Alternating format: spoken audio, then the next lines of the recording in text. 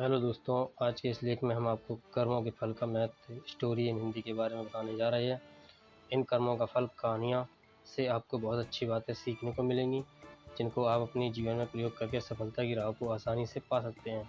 यह कहानी बेहद ही रोचक और मनोरंजन से भरी है, जिसे पढ़कर आपको और बच्चों को बहुत मज़ा आएगा। अगर कहानी अच्छी लगे तो लाइक करें और नई नई कहानियों का अपडेट पाने के लिए चैनल को सब्सक्राइब करें।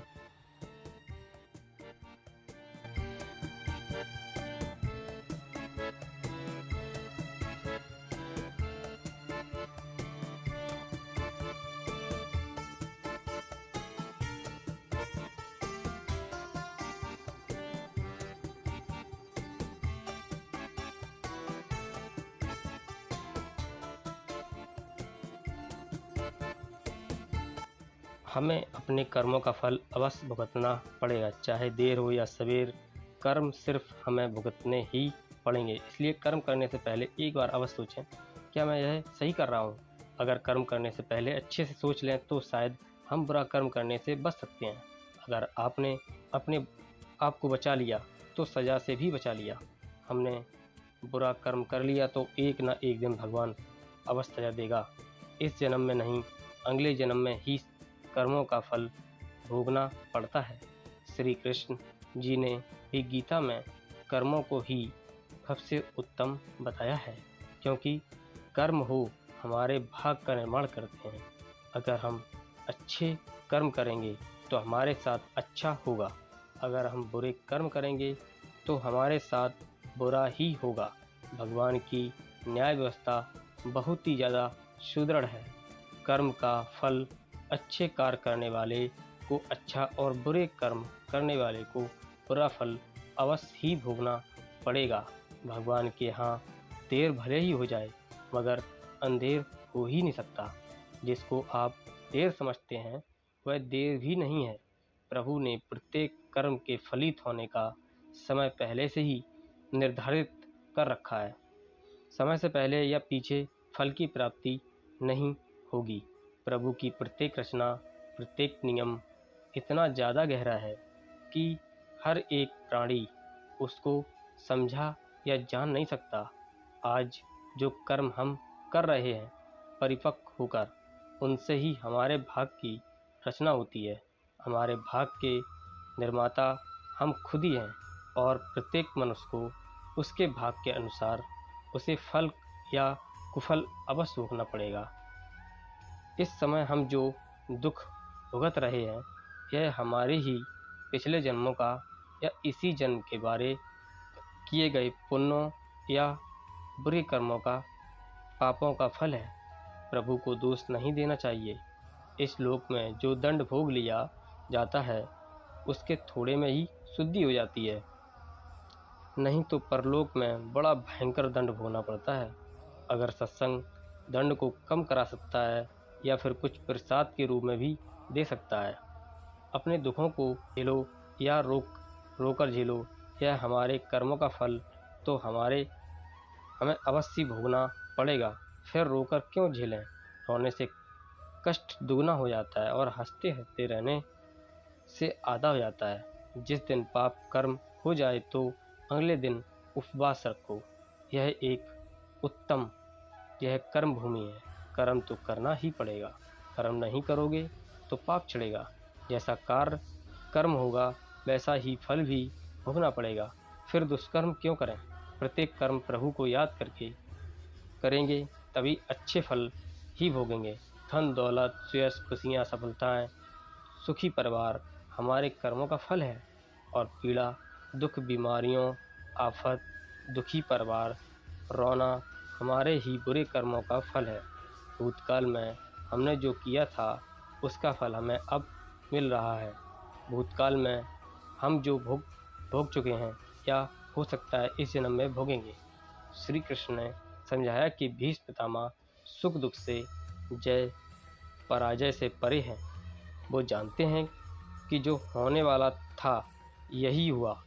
भीष्म ने श्री कृष्ण से कहा, भगवान, मैंने ध्यान करके 73वें जन्म तक देखा, मैंने तो कोई कुकर्म नहीं किया, फिर मुझे बाणों की सैया पर क्यों सोना पड़ा था।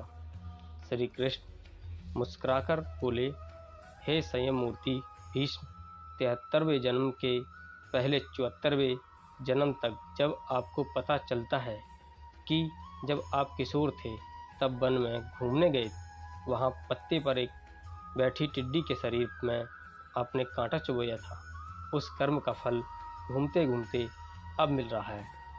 कर्म का फल 6 साल में 2 गुना, 12 साल में 4 गुना, 18 साल में 8 गुना और 24 साल में 16 गुना इस प्रकार मिलता है। इसलिए जब आप कर्ता होकर कर्म कर रहे हैं तो सोच लें कि इसका क्या फल होगा। धृतराष्ट्र ने भी श्री कृष्ण से अपने कर्मों का हिसाब किताब पूछा। मैंने ऐसा क्या कर्म किया था कि मुझे अपने बेटों की मृत्यु का शोक मिला। मैंने अपने 100 जन्मों तक पीछे देखा है कृष्ण, लेकिन ऐसा कोई कर्म मैंने नहीं किया। श्री कृष्ण ने अपने योग फल से धृतराष्ट्र को देखा कि ये एक राजा थे और वो स्वादिष्ट व्यंजनों में खो रहते थे। बिना विचार किए जो सामने आ जाता खा लेते, इनाम भी दिया। एक दिन रसोइये ने हंस के 100 बच्चों का मांस बनाकर एक एक करके राजा को खिला दिया। श्री कृष्ण ने कहा, धृतराष्ट्र जी, आप स्वाद में अंधे हो गए, तभी आप इस जन्म में अंधे बने। तुम्हारे पुण्यों के प्रभाव से 100 जन्म तक तो तुम्हें फल नहीं मिला, लेकिन इस जन्म में हंस के 100 बच्चों को खाने का फल तुम्हें मिल गया, तभी तुम्हारे 100 पुत्र मारे गए। सोचो, साथ में क्या लाए और क्या लेकर जाएंगे। मनुष्य को ऐसी कमाई इकट्ठी करनी चाहिए जो इस संसार में भी काम आए और मृत्यु के बाद उसे हम साथ में भी ले जा सकें और हमारे ही काम और अगले जन्म में भी हमारे ही काम आ सके। सभी जानते हैं कि हम खाली हाथ नंगे इस संसार में आए हैं और खाली हाथ ही जाना पड़ेगा। मृत्यु के समय यह धन दौलत, जमीन मकान, व्यापार, नौकरी, नाम शोहरत, रिश्तेदार, भाई बहन, माँ बाप, सभी बच्चे किसी को भी साथ नहीं ले जा सकते, चाहे राजा सम्राट हो या कोई भिखारी हो। इसलिए इतना मोह, इतना ज़्यादा लगाव उनसे क्यों रखें। साथ में हमारे जाएंगे सिर्फ हमारे अपने किए हुए अच्छे या बुरे कर्म, कीर्ति या अपकीर्ति, दान धर्म, परोपकार, खुशियों की सेवा, पुण्य, जो भी हम इस जन्म में करेंगे यह अवश्य साथ जाएगा और हमारे ही काम आएगा।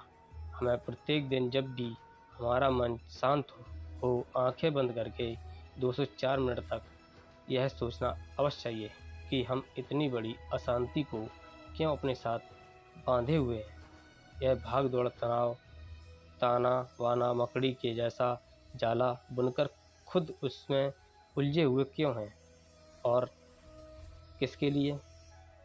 जो हमें बुरा लगता है यह दूसरों को भी कभी मत दो, जैसे कि कड़वी बात, गाली, गुस्सा, बेइज्जती, असम्मान, अपमान, गला सड़ा या खोट वाला खाने का पीने का सामान इत्यादि जो चीज़ें हमें अच्छी लगती हैं वह दूसरों को, ज़रूरतमंदों को बिना मांगे भी दो, जैसे कि आम, लक्ष्मी, मीठी बातें, सम्मान, सद्व्यवहार, खाने पीने के अच्छे अच्छे बढ़िया सामान दोनों हाथों से बांटो, लुटा दो, परोपकार करो, दान धर्म करो। संतों ने कहा भी है, जो कुछ तुम समेटते हो यह तो सपना है, जो लुटा रहे हो यो केवल अपना है। इसलिए जितना लुटाओगे वो ही तुम्हारे साथ जाएगा, तुम्हारे काम आएगा। सिर्फ तुम याद रखो कि संसार की किसी भी वस्तु से मनुष्य का स्थायी संबंध नहीं है। यह शरीर, मकान, रुपए पैसे, जमीन जायदाद, स्त्री, पुत्र परिवार, बांध, मित्र, दोस्त, कोई भी साथ रहने वाला नहीं है। एक दिन इन सब वस्तुओं को ज्यों का त्यों छोड़कर यहाँ से चल देना है। जब जाएंगे तब साथ में कुछ भी ले नहीं जाएंगे, सिर्फ भगवान साथ छूटने वाला नहीं है। साथ में एक छोटा सा तिल भी नहीं ले जा सकते। आप भी उपाय कर लो, हम सारे उपाय यहीं धरे रह जाएंगे। सिर्फ भगवान नारायण प्रभु की भक्ति, दुखियों की सेवा, दान, पुण्य साथ में अवश्य आएगा। साथ में जो जाएगा वही तो अपना हुआ, साथ में जो नहीं ले जा सकते वे सब पराया हुआ। जीते जी उन पराई वस्तुओं से मुंह क्यों रखें? आप गंभीरता से जाकर विचार करें। साथ में एक तिल भी नहीं ले जा पाएंगे तो फिर अशांति, हाय, छीना झपटी क्यों? किसके लिए? भगवान का हुक्म है, हर प्रभु के नियमित समझकर फल प्रभु पर छोड़ दो। वो कभी बुरा करेंगे ही नहीं, तो सोचो फिर दुख क्यों करें? दुख सुख भी एक सोच के कारण ही तो है। दुख को भी सुख मानो, प्रभु सुख ही सुख कर देंगे। यदि मोक्ष की इच्छा है तो विष के समान दूर से ही त्याग कर दें और संतोष, दया, सरलता, अमृत के समान नित्य आदर पूर्वक सेवन करें। एक साधु एक गांव में हर रोज भिक्षा मांगने आता था। जिस घर में भी जाता कोई आटा, दाल या चावल कुछ भी दे देता और वह अपना इस तरह पेट भर लेता था। उसी गांव में एक व्यक्ति उसको हर रोज भिक्षा मांगने पर गोबर डाल देता और यह कहकर डांट देता कि भगवान ने हाथ पैर दे रखे हैं, कुछ काम करके खा ले। वह साधु चुपचाप गोबर लेकर आ जाता और एक तरफ ढेर लगा देता।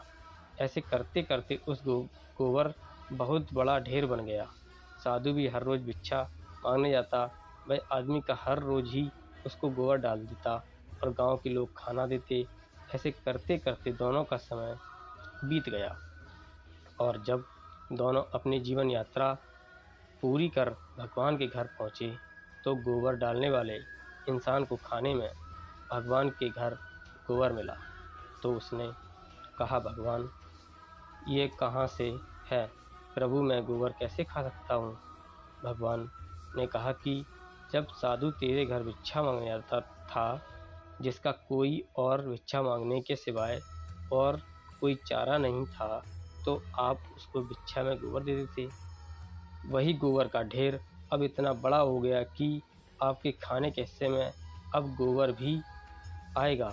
तो उस व्यक्ति ने भगवान के पैर पकड़ लिए और कहने लगा, भगवान मैं गोबर नहीं खा सकता, कृपया इस समस्या का कोई समाधान बताओ। भगवान ने कहा, कर्मों का फल अवश्य ही भोगना पड़ता है। अब वो इंसान प्रभु के आगे रोए और गिड़गिड़ाए, कृपया करके इस समस्या का कोई समाधान हो तो बताओ। भगवान बोले, इस सारे गोबर को आप हर रोज एक कपड़े में डालकर पानी के साथ धोते रहो। इस प्रकार आपके कर्म कट जाएंगे। ऐसे करते करते उसको गोबर को धोने में कम से कम 1 साल लगा और सबसे लास्ट में गोबर का जो आखिरी अंश, फूस और घास के कुछ हिस्सा कपड़े के ऊपर रह गए। तो भगवान बोले, अब आपको ये हिस्सा तो खाना ही पड़ेगा। वह इंसान फिर रोए और कहे कि इसको कैसे खाऊं प्रभु? प्रभु ने कहा, किसी के बुरे कर्मों को भी मैं कम कर सकता हूँ, पर बिल्कुल खत्म नहीं हो सकता, इसलिए आपको यह तो खाना ही पड़ेगा। भगवान ने उसे समझाया कि आप गोबर खाने से बच गए। अगर आप उसको न धोते तो वह सारा गोबर आपको खाना पड़ता। दोस्तों, ये कहानी आपको कैसी लगी? एक लाइक ज़रूर कर दें।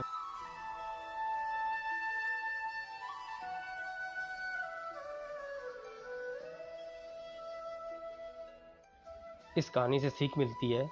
इसी प्रकार जब हम ज़मीन में कोई फल या पौधा लगाते हैं, उसको उगने में और बड़े होने में समय लगता है और फिर वही साल 2 साल बाद बड़ा होता है। फिर उस पर फल लगते हैं, क्योंकि किसी भी कर्म का फल एक दिन में नहीं मिलता, चाहे वह अच्छा हो या बुरा। यह सब आपके ऊपर निर्भर करता है कि आप कर्म कौन सा कर रहे हैं। फल मिलने में समय जरूर लगेगा, पर मिलेगा जरूर। यही समय और परमात्मा का नियम है। हमारे द्वारा किए गए हर कर्म का सुख और दुख हमारे कर्मों के ऊपर ही निर्भर करता है। हमें सुख और दुख अपने द्वारा किए गए कर्म का हिसाब किताब चुकता कर रहे हैं।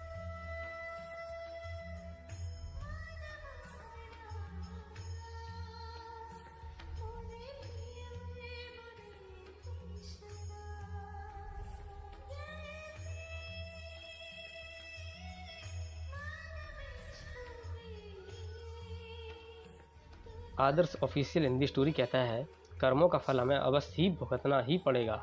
इसलिए जब हम किसी को दान देते हैं तो सोच समझ कर दें, क्योंकि एक दिन हमें वह डबल होकर मिलेगा। इसी प्रकार हर काम करते समय भी ध्यान रहे कि हम कौन सा काम सही कर रहे हैं, कौन सा गलत हो रहा है। इसलिए कभी भी भूलकर भी किसी की आत्मा ना दुखाएं।